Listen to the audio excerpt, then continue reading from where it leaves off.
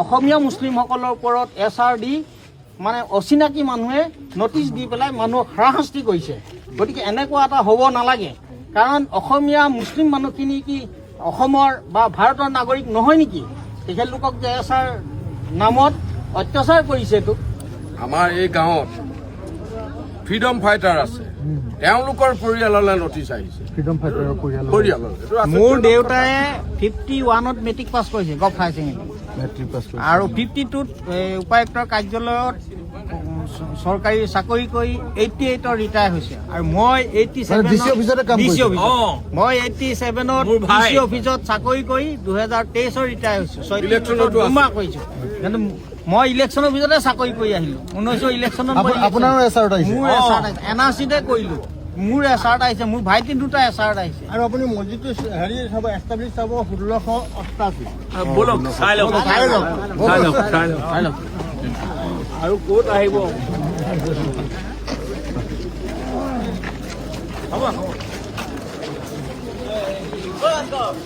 Answer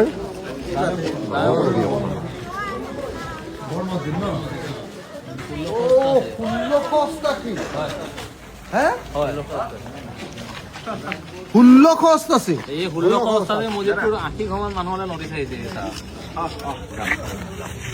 এতিয়াও গভৰ্ণমেণ্টত চাকৰি কৰা মানুহলৈও নটিচ। এই হেনচোৱা গাঁৱতো আহোম ৰজাৰ দিনত হেন ৰখীয়াৰ কাৰণে হেনচোৱা গাঁও মানে হ'লগৈ।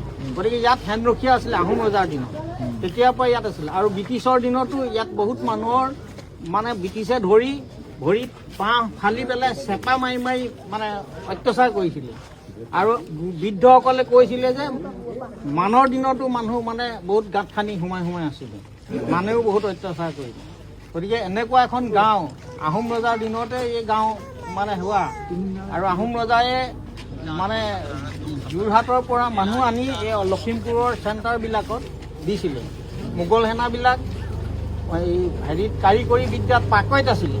গতিকে তেনে ক্ষেত্ৰত আহোম ৰজাই তেখেতলোকক বন্দীসকলক, মোগলৰ যিসকল সৈনিক বন্দী হৈছিলে, সেই বন্দীসকলৰ লগত আহোম জীয়াৰী আৰু ইয়াৰ যিসকল বিধৱা আছিলে বা জীয়াৰী অবিবাহিত আছিলে, তেখেতলোকক বিবাহ পাশত আবদ্ধ কৰাই গোটেই অসমৰ চেণ্টাৰে এই কাৰিকৰী বিদ্যাৰ কাৰণে সিহঁতক বৰটো আদি বনোৱাবৰ কাৰণে এই চেণ্টাৰে মাটি দি সেই মানুহখিনিক সংস্থাপন দিছিলে, আহোম ৰজাই দিছিলে।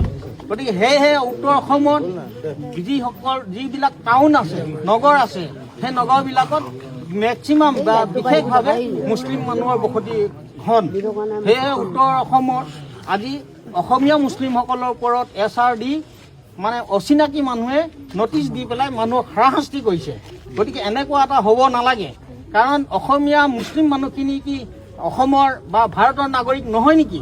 তেখেতলোকক যে এছআৰ নামত অত্যাচাৰ কৰিছেতো, সেইটো কি সম্ভৱ নেকি?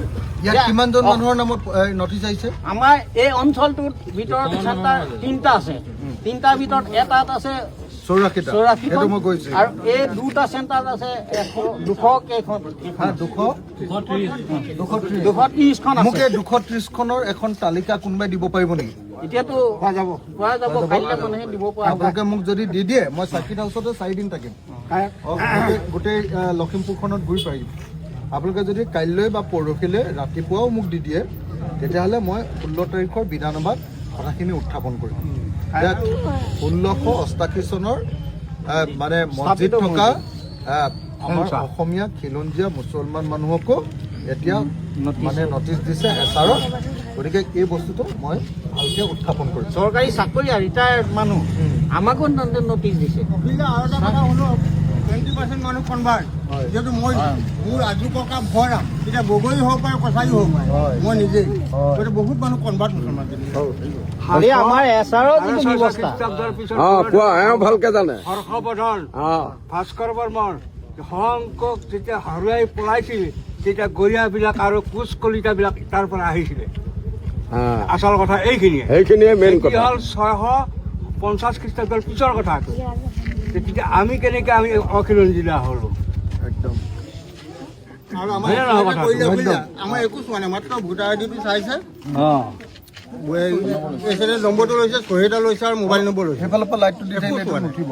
আমাৰ বংশবৃক্ষ আছে। আমি এতিয়া 10 পুৰুষত পৰিছোঁ আহি 10 পুৰুষত 10 পুৰুষত পৰিছোঁ।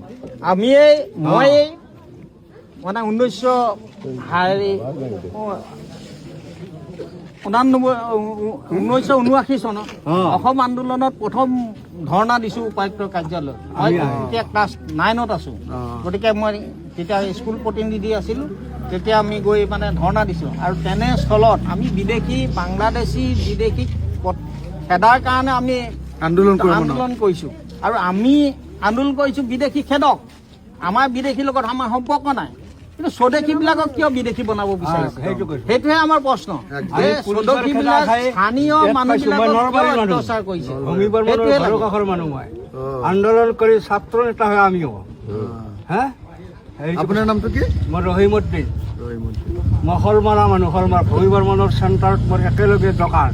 মই টেইলৰ কাম কৰোঁ, চাকৰি বাদ দি মই টেইলৰ কৰিছোঁ। মই সেই মানুহ। গতিকে আমাৰ এই এচাৰটোৰ যাতে বিকল্প ব্যৱস্থা হয়, মানুহখিনিয়ে যাতে ভোট দিব পাৰে, গতিকে সেইটোৱে আমাৰ মানে। মই 16 তাৰিখৰ পৰা আমাৰ অসম বিধানসভা আছে।